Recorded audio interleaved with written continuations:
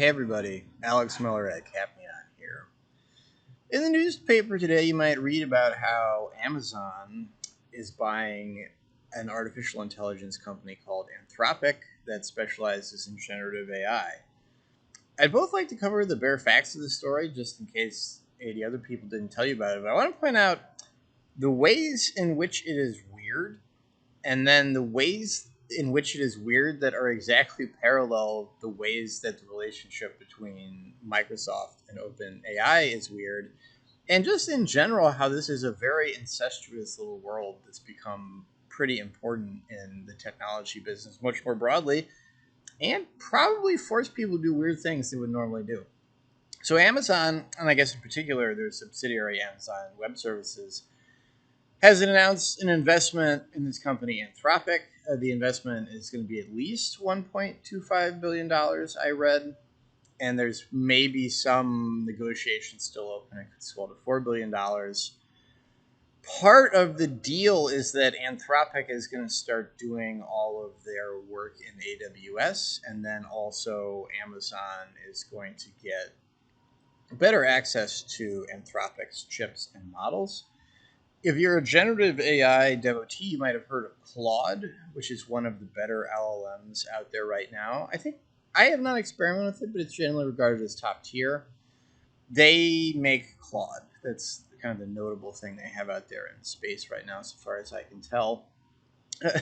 So it's already true and kind of weird that Anthropic did a smaller deal with Google in the past, and then specifically this angle about, okay, we'll use your cloud if you invest in us.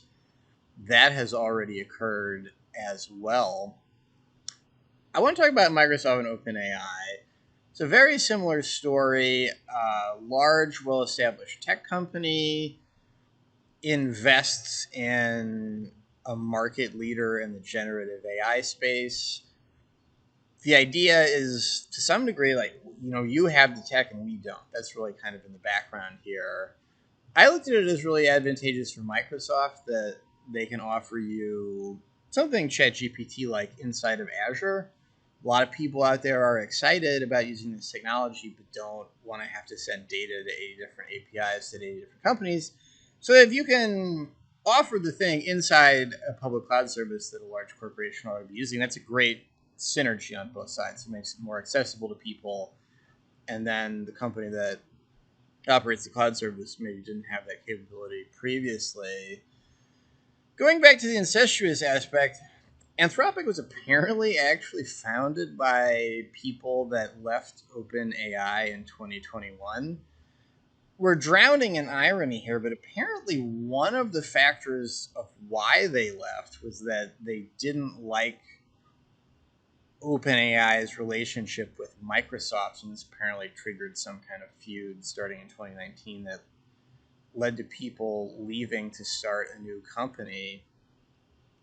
I've spoken elsewhere. OpenAI is a weird entity right now. They're a not-for-profit corporation with a for-profit subsidiary. I've never heard of that before in my life. Elon Musk said it was weird too, so if you don't believe me, he's very famous and people tend to listen to him. Anthropic is a public benefit corporation, or a B Corp, which is a more legally bespoke, direct way of trying to accomplish the same thing. Your regular old grandpa's corporation is supposed to be considering the financial interests of shareholders, and public benefit corporations are allowed to think about more things like the environment or if AI will destroy the world. This sounds great. I think in practice, maybe it's not going to be so great, but we'll see. One big problem we'll talk about more in a second is, well, how could this turn out to be bad for someone or other? This space, it does feel very overwhelming to me. Like maybe a few years ago, you needed some kind of save the world message to attract talent from the very high end of a pretty limited pool. And then the game has changed and people are trying to turn back into for-profit corporations. I haven't heard anybody talk about not selling out since the 90s. It seems like the AI world had about a 2 or 3 year period where they didn't want to sell out, and then selling out looked very lucrative and they changed their mind. That's just speculation. I don't know these people or their intentions. Just there's an awful lot of unusual organization of these companies of a kind of do-goodery direction, and it seems like it was something they enjoyed in the past and it's become something of a ball and chain. So to recap this little phase, every big tech company doesn't know how to do generative AI. They're buying what used to be basically a not-profit research lab, typically, to give them this capability. To me, what looks like the real killer app is being able to offer the things developers inside your public cloud environment solves a lot of problems for people, and it's really powerful technology if you can get this problem solved.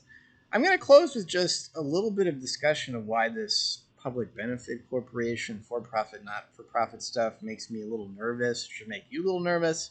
I don't think it's going to bite anybody in the rear tomorrow, but it's kind of like an albatross. So both these things are new and weird. New and weird in legal stuff is not good. If you get caught in a lawsuit, other things being equal, you'd really like it to be a boring lawsuit where there have been lots of similar lawsuits before, so you can know what will happen and make good decisions and get resolved quickly. And in both these two cases, these partnerships are in relatively weird, uncharted territory. So if you got into a really exciting lawsuit, it might be a really legally interesting lawsuit that takes a long time and it's confusing and it's difficult to gamesmanship correctly. Broadly in business, we talk about we'd like to be well aligned with people. If you're leaning on a partner for like a key thing for your strategy going forward, and you have a particular kind of obligation to your shareholders to do a particular thing, they have a different obligation to a kind of vaguely overlapping but not entirely network of shareholders to do a slightly different thing. That's not great news.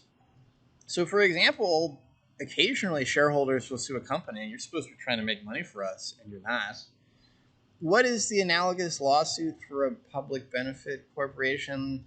You're not trying hard enough not to destroy the world with AI. That's really uncharted territory, and not something I would personally want to be trapped in. Interestingly, anecdotally, Anthropic's apparently a bunch of people that think that AI is going to end the world. So just an odd constellation of values and then institutional structures. Well, we're this public benefit corporation that we're worried we're going to destroy the world, but then we're taking all this investment from these very thoroughly for-profit, gigantic corporations.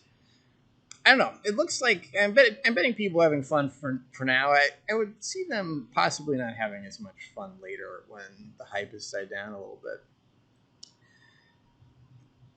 Just a kind of a weird deal, an important deal, resembles very, very closely another kind of weird, very important deal that kind of involves a lot of the same people, and that's very interesting to me. If you made it this far, don't pretend that you didn't like the video. Please punch some buttons so that somebody knows you like the video. I'm trying to drink less coffee, and I'm working on alternative sources of dopamine, so if you could hook me up, that would be wonderful.